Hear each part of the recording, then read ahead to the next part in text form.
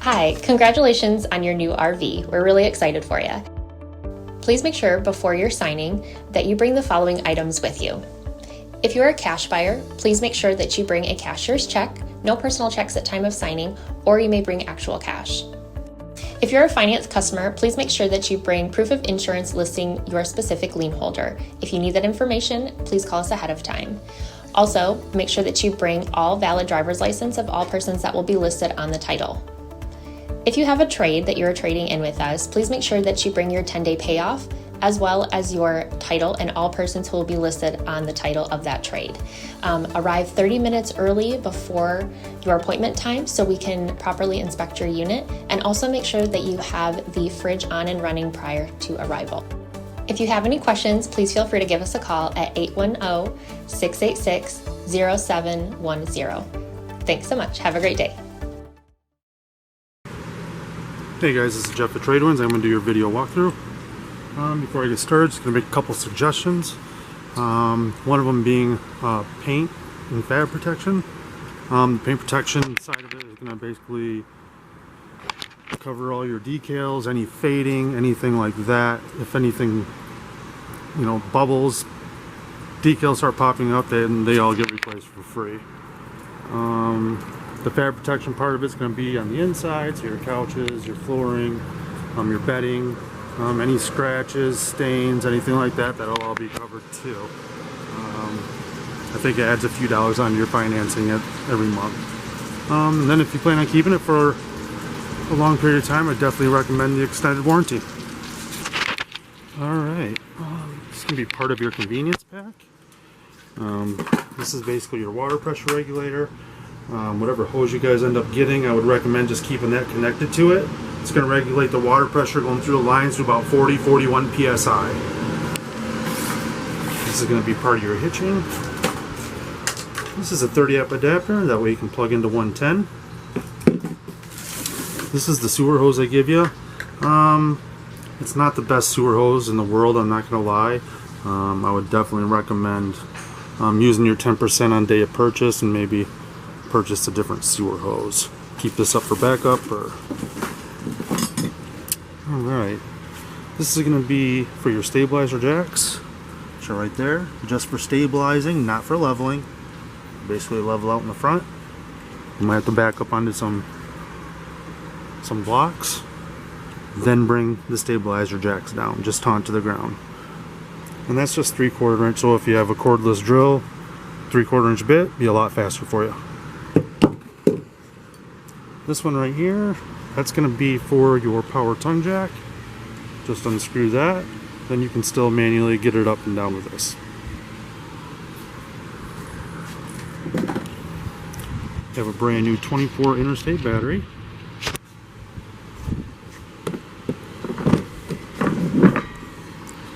Two 20-pound propane tanks. When one runs out, you do have to switch this over, that way it draws off the other side. And these are all filled up for you. All your information, your bin, tire pressure, weight, all that's going to be right there. Just an extension to the rest of the compartment. Option for cable satellite. These are your wiper seal and bulb seal. I would recommend getting some wiper seal lube.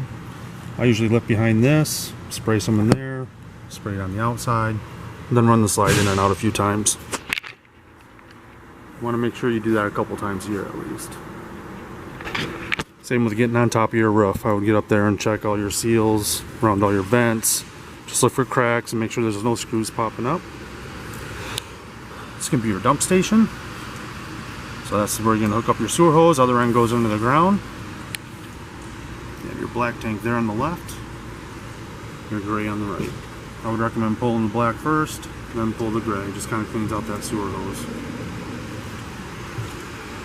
There's your cord. 30 amp service. Option for backup camera. Spare tire. You have an outside shower, has hot and cold.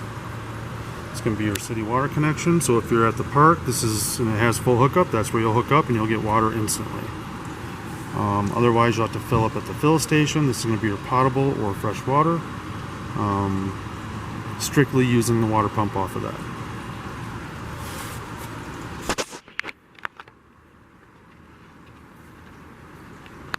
Your outside shower, or I'm sorry, excuse me, your outside kitchen. Go there. That's going to be where your fresh water drain's at. And I put that plug right here in your sink, so. This is going to be your black tank flush. The way that works is you'll hook up your hose with that water pressure regulator. Turn on the water, and you have a mechanism inside your black tank that's going to be spinning and cleaning off the walls of the black tank. You will have to make sure that your black tank is open though with the sewer hose hooked up. Otherwise it'll just back up through the pipes, fill up into the toilet and all over the floor, and you really don't want that. Access to the back of the refrigerator. I would definitely take that off a couple times a year, vacuum it out. You can get screens for this. Same with your exhaust for your furnace and the screen for the water heater.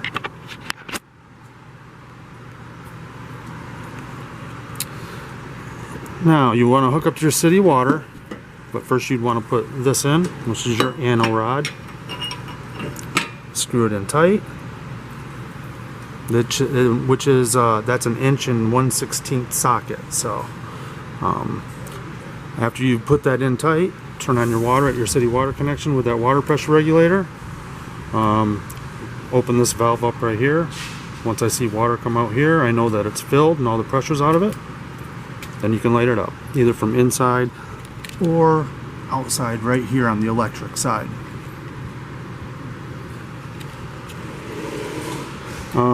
To drain it, you'll want to relieve the pressure. Water will come out of here for about 5 seconds. And then pull this, and your water drains out right there. Just want to make sure that you relieve the pressure first, otherwise you will get soaked. It will shoot out like a bullet. You have 110 cable. You just want to make sure that this door is all the way open before you put the stairs in place, and it will just sit right there in the frame right behind the door after you close it.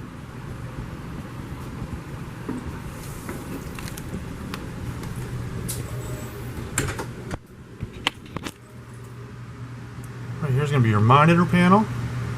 This just shows your battery level, your fresh water, your black tank, gray tank. This is going to be for your water heater, for the gas side of it.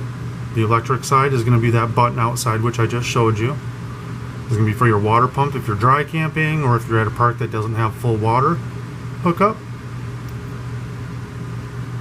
Going to be interior lights, exterior lights. Then you have your button for your awning and for your slide.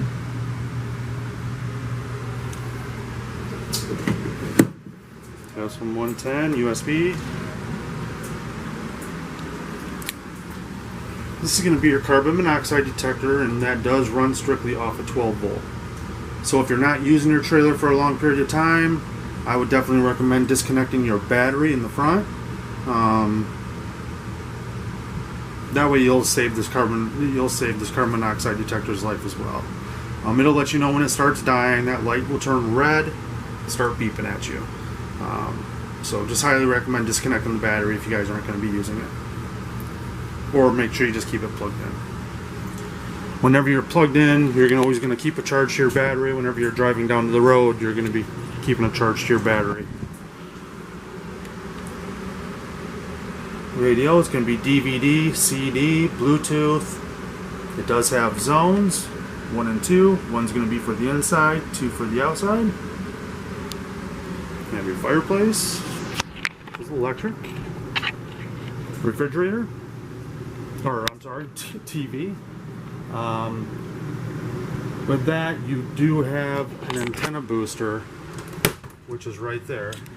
That green light, you want to make sure that's on. Then when you go to program your channels, just put it on auto search, and depending on where you're at, you'll get anywhere from 18 to 20 channels. Now to the refrigerator. You have gas and electric. Once you unplug, it should switch over to gas automatically. Freezer will take anywhere from an hour and a half to 2 hours to get cold. The refrigerator, more like 8.5 to 10 hours. So if you're planning a camping trip, I would definitely recommend plugging in the night before, get it nice and cold, then when you leave you can switch over to gas.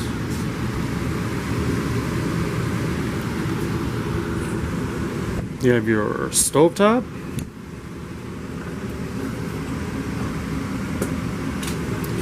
These three are going to be for your 3 burners on top. Everything is spark. To do the oven, you will have to manually hold this in on pilot. Go to spark all the way over there on the left and spark it up. I'll usually light it up, and once it does finally light, let it warm up with that coupler right there for, I don't know, maybe a minute, let off, and it usually lights right up.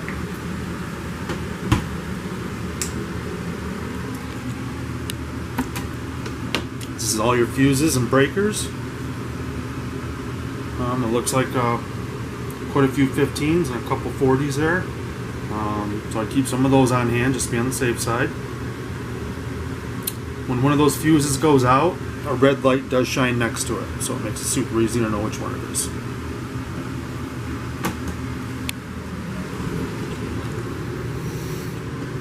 This does turn into a bed. Just take it off the post.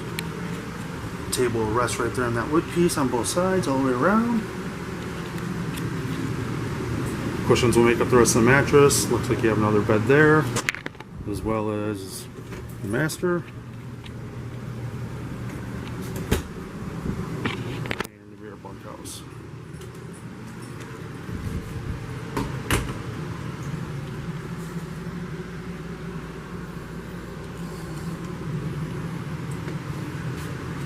There's your thermostat, pretty basic.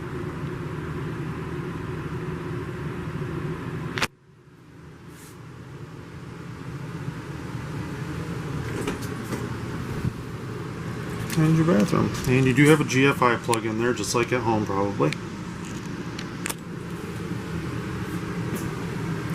One thing I would definitely recommend is before every camping trip or right when you get to the park, check all your water fittings underneath the sink, behind the toilet. Right there's a little access panel for the shower. I would get underneath that sink. Just tighten down all your fittings. Going down the road, they will loosen up. Excuse me.